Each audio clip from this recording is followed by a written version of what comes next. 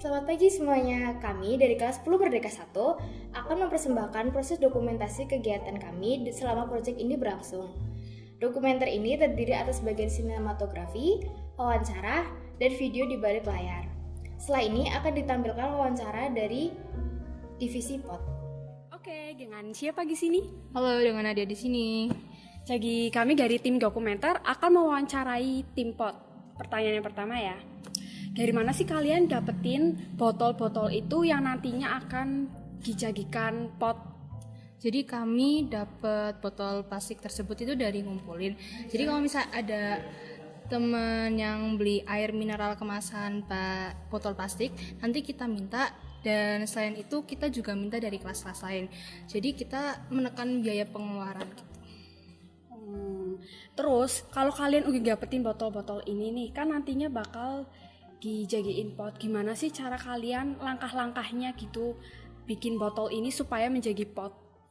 Jadi botol plastik yang udah kami kumpulkan itu yang pertama kita cuci dan setelah kita cuci itu kita tunggu kering, dan setelah semua botol kering nanti botol tersebut kita bikin pola di tengah-tengah botol sebelum kita bolongin pakai cutter atau gunting.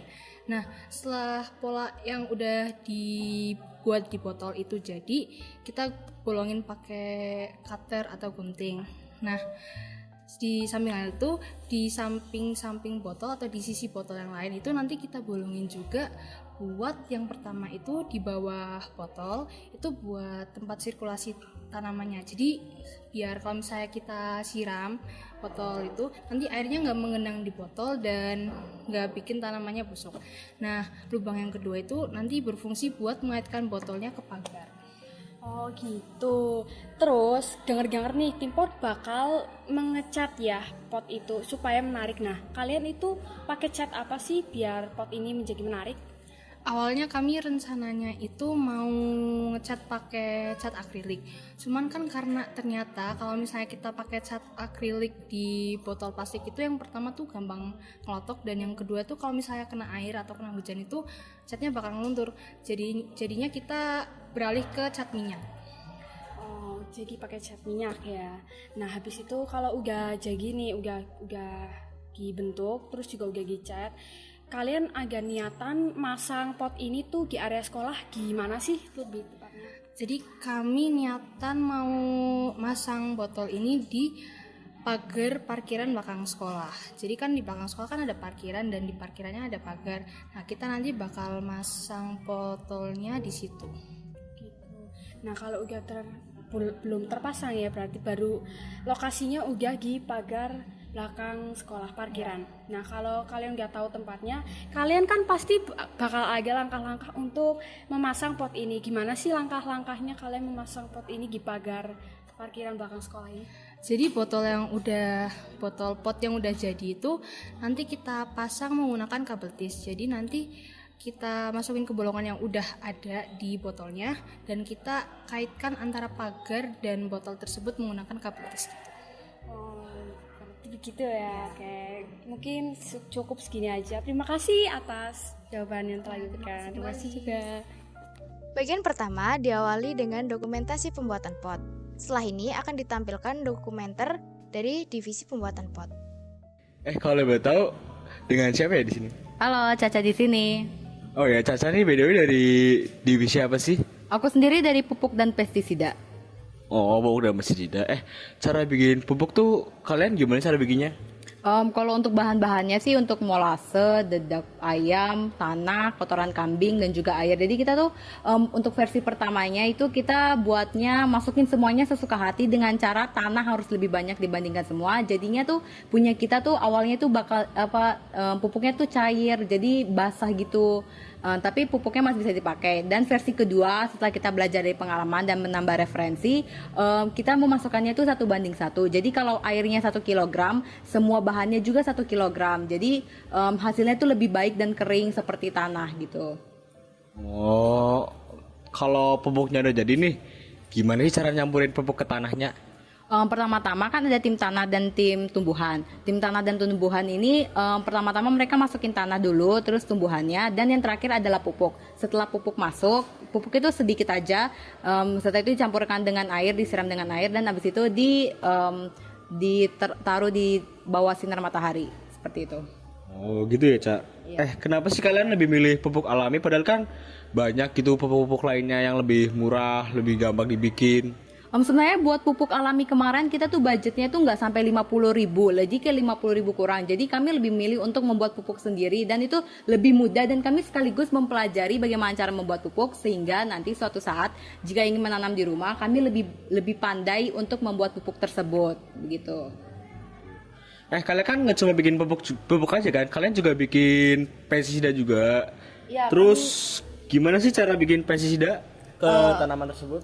Untuk pestisidanya itu kami menggunakan bawang putih dan juga air serta garam. Jadi itu bawang putihnya itu kita ulek-ulek hingga halus. Setelah itu kita campurkan garam, lalu dimasukin ke botol atau enggak tempat spray, terus dimasukin air dan habis itu ditunggu semalaman. Terus nanti besok paginya udah bisa dipakai, disiram di daun tanaman, jangan ke tanahnya tapi ke daun tanamannya atau enggak pakai kuas juga bisa.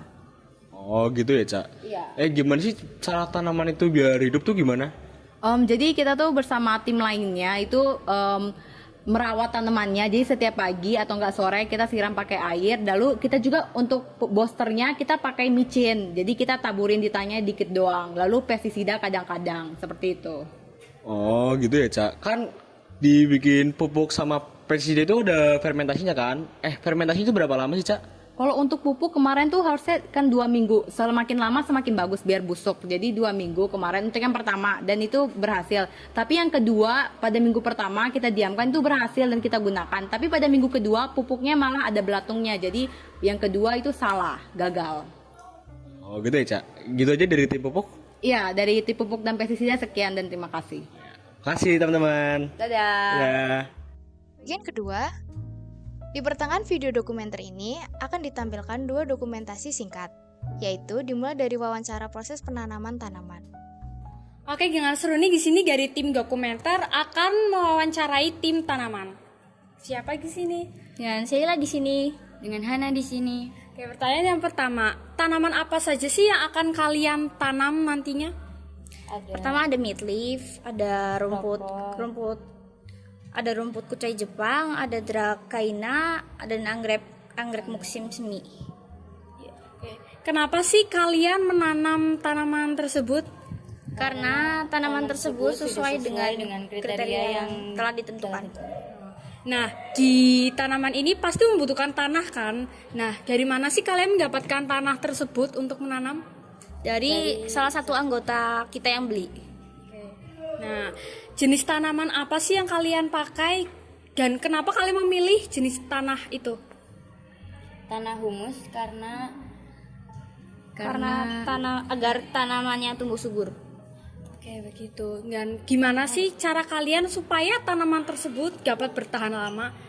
Cara merawatnya gitu? Dengan dirawat, disiram dan diletakkan di tempat yang terkena sinar matahari untuk melancarkan pertumbuhan tanaman itu. Oke, mungkin segitu aja. Terima kasih atas jawaban-jawaban kalian. Bagian ketiga, proses pembuatan taman vertikal sudah terlihat. Yang terakhir yaitu proses pembuatan poster. Halo guys, Iza di sini. Kalau boleh tahu nih dengan siapa ya? Dengan Steffi Oh, Steffi. Steffi itu dari divisi mana sih? dari divisi poster. Oh, divisi poster. Oh ya, fungsi buat bikin poster tuh apa sih fungsinya? Fungsi poster untuk mempromosikan proyek XM1 yaitu Taman Vertikal XM1 bertemakan No Green No Life. Oh ya, buat bikin poster tuh pakai aplikasi apa aja sih, Tep? Aplikasi yang kita gunain cuma satu, itu Canva. Oh gitu. Terus poster tuh ditujukan buat siapa sih? Kita membuat poster untuk seluruh warga SMA 1 Purwokerto. Oh ya, kenapa kan kalian kan bikin poster tuh poster kampanye kan? Terus kenapa pakai kata-kata itu, Tep? Karena kata-kata tersebut bersifat mengajak, menghimbau kepada seluruh warga Semansa untuk tetap menjaga lingkungan agar tetap asri, bersih, dan indah. Oh gitu. Oh ya, sama makna setiap kata tuh apa sih, Tep? Maknanya itu sama ya, untuk mempromosikan dan menghimbau kepada seluruh warga untuk menjaga kebersihan. Oh gitu ya. Jadi sekian ya guys dari tim poster. Terima kasih. Video dokumentasi yang sudah ditonton adalah bagian utama dokumentasi ini. Selanjutnya, akan dilihatkan video di balik layar beserta credit skit.